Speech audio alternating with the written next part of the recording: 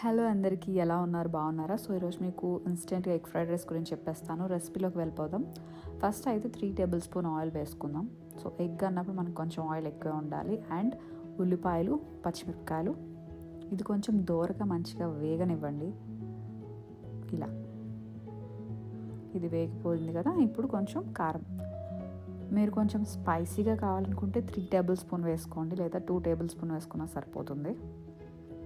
So as per మీ taste. So ఇది బాగా వేగుతూ ఉంది కదా. ఇప్పుడు ఇందులో 2 ఎగ్స్, ఇది కరెక్ట్గా ఒక పర్సన్కి సరిపోతుంది. సో ఎగ్ కొట్టిన వెంటనే అలా వెంటనే ఏదో కైమాను కొట్టినట్టు కలిపేయొద్దు, బాగోదు. సో ఇట్లా అట్లీస్ట్ ఇలా కొట్టేశాక వెంటనే కొంచెంసేపు మూత పెట్టేసుకుని తీసాక మనకి ఇలా ఉంటుంది. కొంచెం డిఫరెన్స్ మీకు అర్థమైంది అనుకుంటున్నాను ఎందుకు మూత పెట్టమన్నాను. సో ఇది కొంచెం మంచిగా ఫ్రై అవ్వాలి, బాగా ఉడుకుతుంది కదా.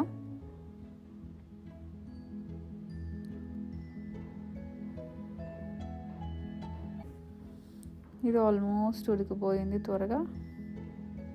నెక్స్ట్ ఇప్పుడు మనం రైస్ వేసేసుకోవాలి. సో ఇది చాలా ఈజీగా ఇన్స్టెంట్గా చేసేసుకోవచ్చు. మనకి ఎంత ఓపిక లేదన్నా, నాన్ వెజ్ అంటే ఎక్కడో కొంచెం ఉంటుంది కదా ఆ ఇష్టం అనేది. సో ఇలా ఈజీగా మీరు క్విక్గా మీరే చేసేసుకోవచ్చు ఇంట్లో. అండ్ ఇప్పుడు రైస్ యాడ్ చేసుకుందాము.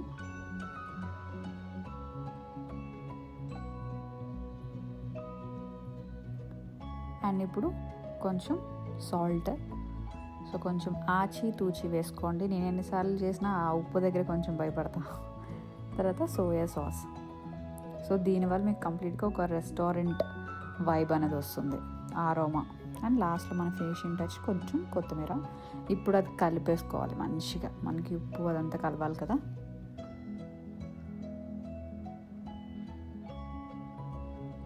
అండ్ సోయా సాస్తో పాటు మీరు కొంచెం వెనిగర్ ఉంటే వెనిగర్ కూడా యాడ్ చేసుకోవచ్చు, బాగుంటుంది.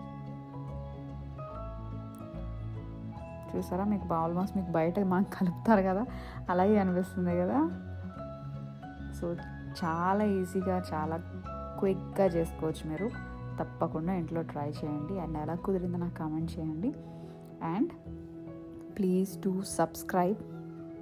పదే పదే చెప్తున్నా అనుకోకండి, but please do it. And thank you so much for watching this video. Have a great day. Bye.